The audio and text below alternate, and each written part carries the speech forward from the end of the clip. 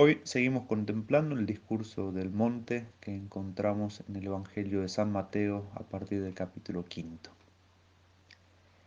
Jesús dijo a sus discípulos: Ustedes han oído también que se dijo a los antepasados: No jurarás falsamente y cumplirás los juramentos hechos al Señor. Pero yo les digo, no juren de ningún modo, ni por el cielo, porque es el trono de Dios, ni por la tierra, porque es el estrado de sus pies, ni por Jerusalén, porque es la ciudad del gran rey. Ni jures tampoco por tu cabeza, porque no puedes convertir en blanco o en negro uno solo de tus cabellos. Cuando ustedes digan sí, que sea sí, y cuando digan no, que sea no. Todo lo que se dice de más viene del maligno. Palabra del Señor, gloria a ti, Señor Jesús. El mensaje de Cristo en esta perícope del Evangelio puede resumirse en la frase que tu sí sea sí y que tu no sea no. En griego se dice de modo más lacónico: sí, sí, no, no. Para explicar qué es lo que Cristo quiere de sus discípulos, él parte desde el Antiguo Testamento, recordando aquellos lugares en donde se da esta enseñanza, libro del Éxodo, Números, Deuteronomio, lo cual era para los judíos totalmente claro. No hay que perjurar, es decir, no hay que jurar en falso, lo cual puede entenderse en varios sentidos. En este sermón vamos a hablar de 3 sentidos. En primer lugar, no hay que decir algo falso con el agravante de un juramento. En segundo lugar, no hay que jurar por puro vicio o solo para darle fuerza a lo que afirmamos, eso es lo que se dice jurar en vano. O, tercera acepción, hay que cumplir los juramentos hechos a Dios. Una cosa es entonces jurar en falso, mintiendo; otra cosa es jurar en vano, diciendo la verdad, pero abusando del recurso del juramento; otra cosa es el no mantener la palabra dada o el juramento hecho. Todo esto está incluido en la enseñanza de Cristo, pero vamos de a poco viendo estas 3 acepciones.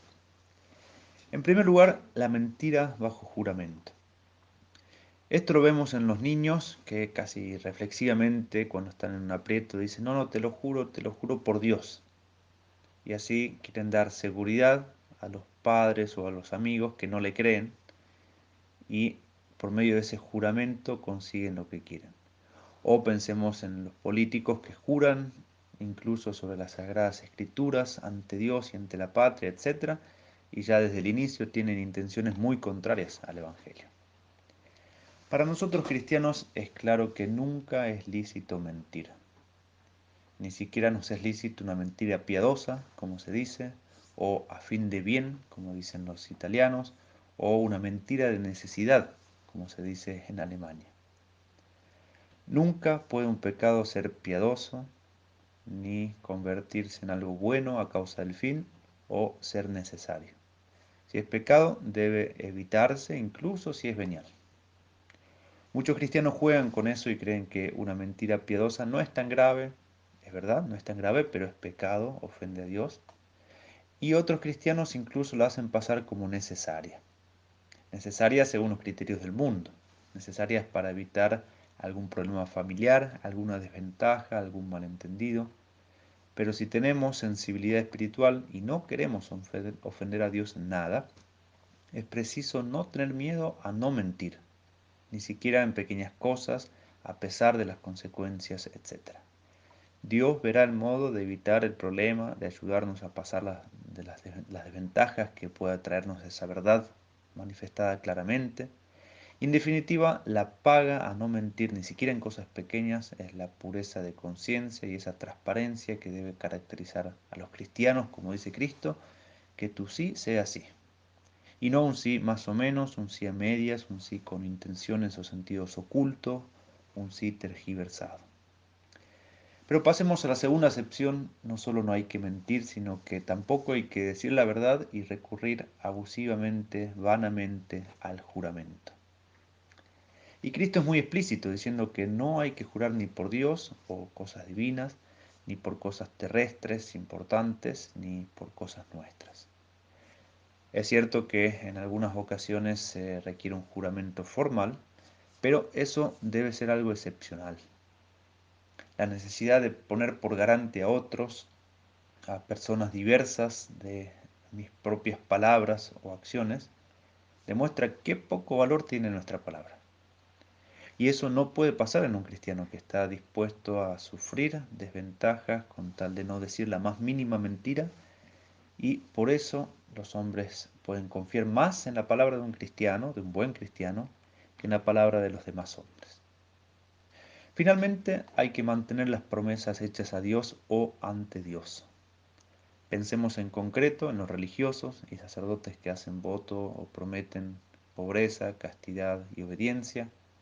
Pensemos en los esposos que se prometen ante Dios fidelidad, amor, respeto, cariño, hasta que la muerte los separe. Ambos, consagrados y esposos, van a experimentar ciertamente momentos de dificultad para sostener estas promesas. Hay situaciones incluso en las que esta fidelidad exige heroísmo de nuestra parte. Pero justamente acá se demuestra cuán sí era ese sí que dimos al consagrarnos o al casarnos. Hoy en día la mayoría de las crisis se dan por debilitar ese sí, por banalizarlo, por relativizarlo, por condicionarlo. Y el diablo nos da todos los argumentos afectivos, de justicia, espirituales y hasta canónicos para convencernos que la infidelidad a ese sí inicial es posible, que en realidad no era tan sí, o que en estas condiciones ese sí no tiene que tomarse tan estrictamente, etcétera, etcétera. Sin embargo, uno no debe ser fiel a los votos porque todo anda bien, porque todo me sonríe, sino por amor a ese Dios a quien le dimos nuestro sí de cristianos. Uno no debe mantener las promesas matrimoniales porque el feeling entre los esposos es perfecto, porque la otra persona es intachable, porque todo en la vida matrimonial funciona bien, sino por amor a Dios y al cónyuge al cual se le dio un sí de un cristiano. Un sí que no es un sí más o menos, un sí bajo ciertas condiciones, sino un sí absoluto. Pidamos la gracia de demostrarnos cristianos siempre ante el mundo, sobre todo en este punto de la verdad. Pidamos la gracia de que nunca digamos una mentira ni venial, la gracia de que nuestra palabra sea suficiente para ser creídos y finalmente la gracia de mantener nuestras promesas hechas ante Dios o a Dios. Estas gracias las pedimos por intercesión de la Virgen veraz y fidelísima, cuyo sí nos dio al que se reveló como la mismísima verdad.